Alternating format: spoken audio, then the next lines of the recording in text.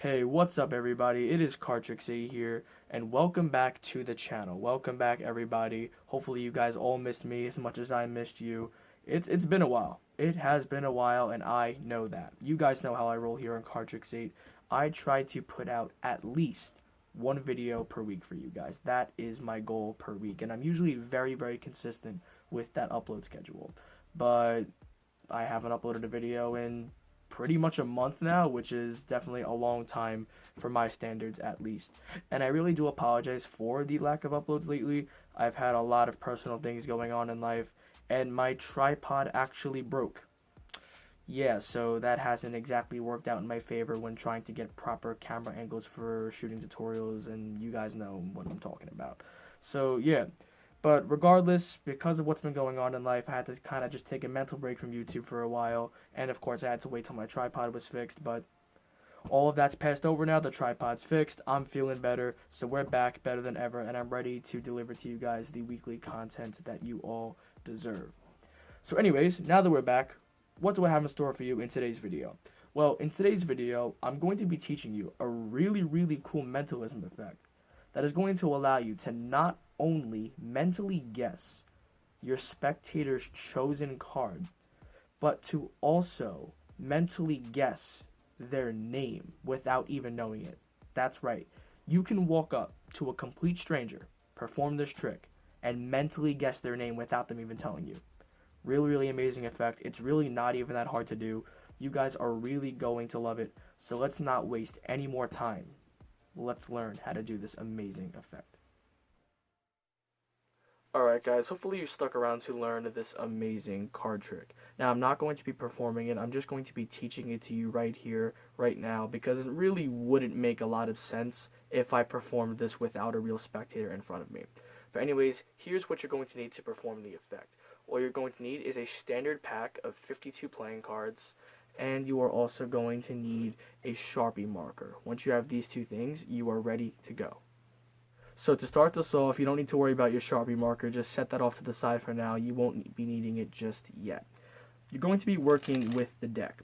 So what you're going to be doing is you're going to approach a spectator that you've never met before, because obviously the kicker plot of this trick is going to be mentally guessing their name. So you're going to walk up to someone you don't know, whether this is on the street or whether this is an audience member at a gig you have, whatever the case may be. And you're going to introduce yourself, say, hi, my name is whatever, but then you're going to say, do not tell me your name just yet. You'll see why later on. And from here, what you're going to be doing is you're going to be introducing your deck of cards, just basically showing off that it is just a normal pack of playing cards and there is nothing funny about it. And a quick tip I'll give you is just make sure you're not overproving it, because this really is a normal deck, but if you try to overprove to a spectator, look, this is a normal deck, you can see it's a normal deck, there's nothing funny about it, see, all normal. That's very suspicious, you don't want to do that, so just, be cool about everything, okay? So, you're going to be showing off that the deck is normal, which you are really doing, but you're also going to be accomplishing something else here. As you're spreading through the deck, you're looking for a playing card that has a lot of space on it. So for example, the 4 of diamonds, see how it has all that empty white space? You want a card just like that. So maybe the 4 of diamonds, the 3 of diamonds maybe, the 2 of diamonds would be a great card. Basically 4s and 2s will be your best options. Because in a moment, what's going to be happening is you're going to have the spectator print their name on the face of a playing card. And you do not want a scenario where, let's just say, you have a picture card and they print their name, because that the card is, all the art is so busy, the name may not be legible. And it's very important that the name is legible, because later on you are going to be sneaking a peek at the name and at the card. So that is very important. So you're spreading through the deck, showing off, and you're looking for one of those cards. So here's the 4 of diamonds, for example. So once you come across a card that you think is going to work good for this trick, again, in this case, we're going to use the 4 of diamonds. You want to control that card from the second position to the top of the deck. Now, the easiest way to do this is just spread, keep your finger right at that card so you don't lose it, and then just cut the cards in half, displaying that all the cards are normal, just as so. And notice I cut it at the point where there's one card above that 4 of diamonds. So I cut there, and then I just complete the cut the other way as I square the cards up, and boom, you can see the card is in the second position. And spectators won't think anything of this. Just for example, you're spreading through, showing the cards all as normal, hold the spot, show all the cards are normal, and then put them back. You can see that is a very natural action.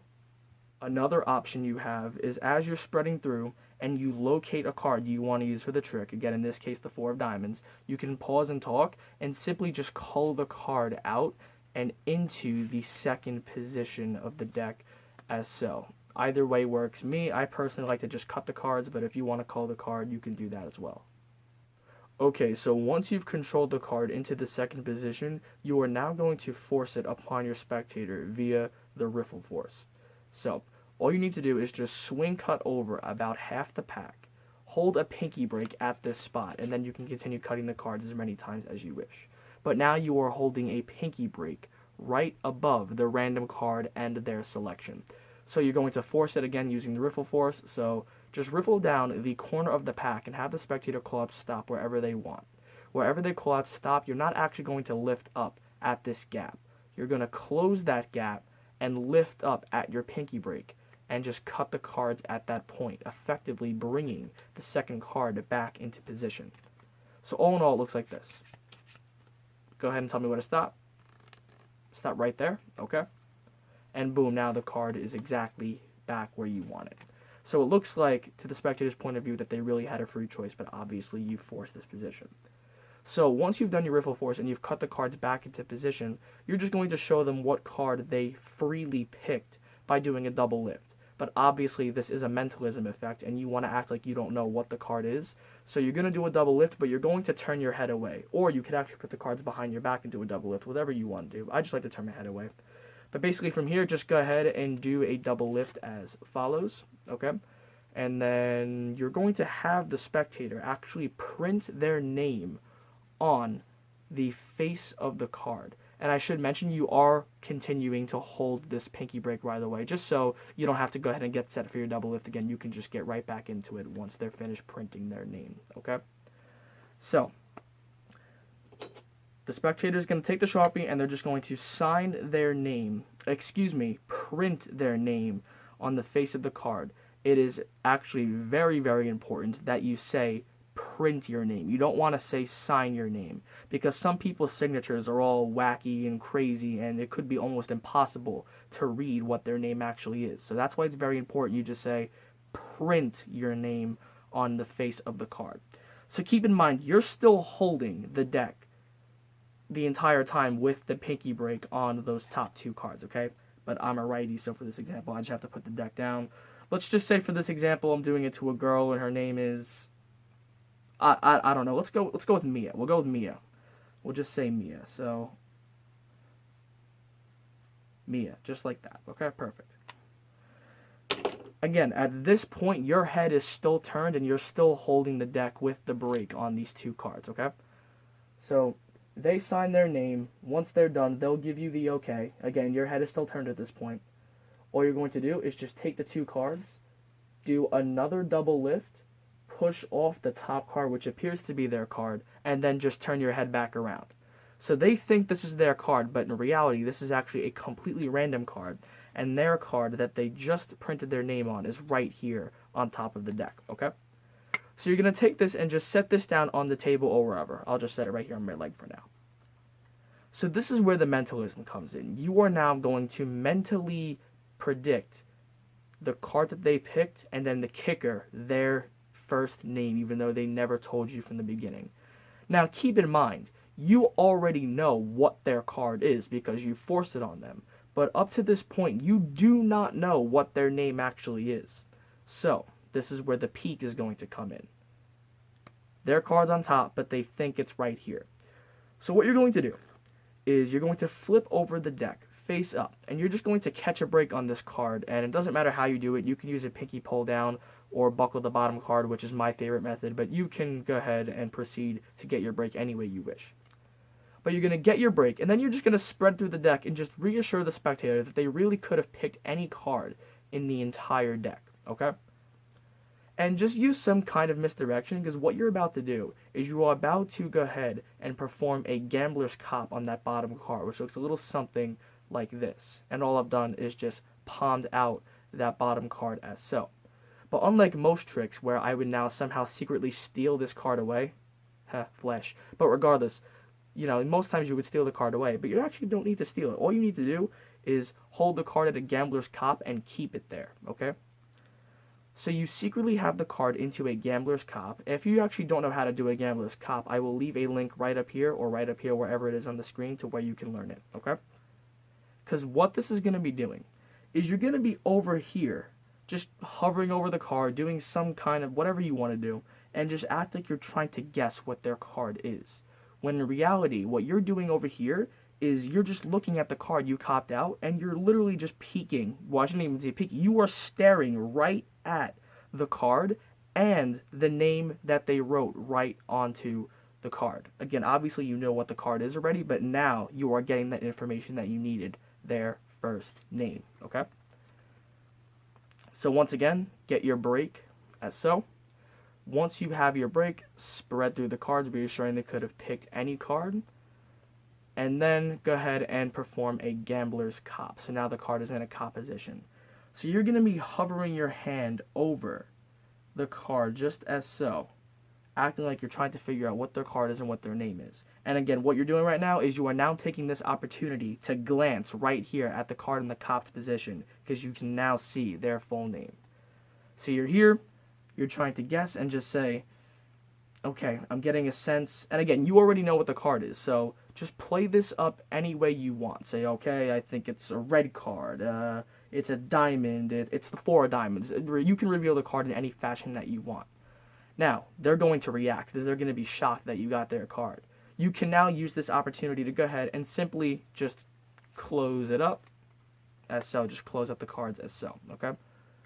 But you're going to say, I was able to get your card. And again, now you know what their name is because of your secret little peek.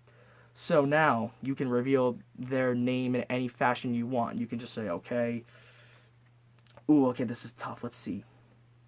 I was able to get your card, but that means you never told me your name. Use whatever pattern you want. This is really up to you how you want to construct your pattern. But now you would say something like, okay, ooh, you have a shorter name, don't you? Yeah, it's short. I don't know. I'm feeling 3. It's like 3 letters. 3 letters. It sounds like is it Leah? No. Your name is Mia. Okay, so again, you can see, you can play it up however you want, but somehow reveal what their name is. At this point, they are going to be blown away. They are going to have no clue how you were able to not only mentally guess their selected card, but their first name, and you never met them. So this is just going to drive them crazy. But from here, you have a little bit of cleaning up to do, because you still have their selection on top of the deck and a random card sitting on the table.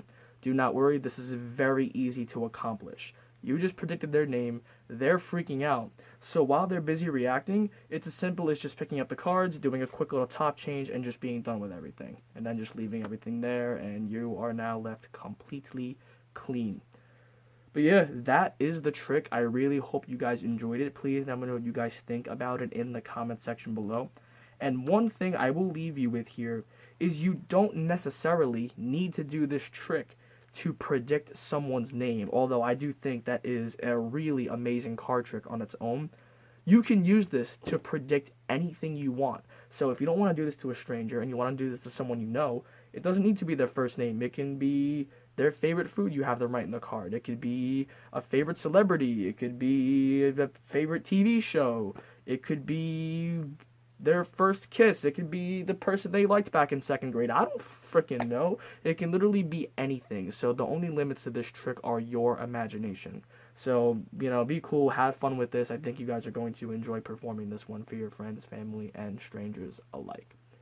But yeah, that is pretty much it for this video. Again, let me know what you guys think about everything in the comment section below. Like, comment, share, subscribe, and I will see you guys in the next video. Cardtrix 8 signing off.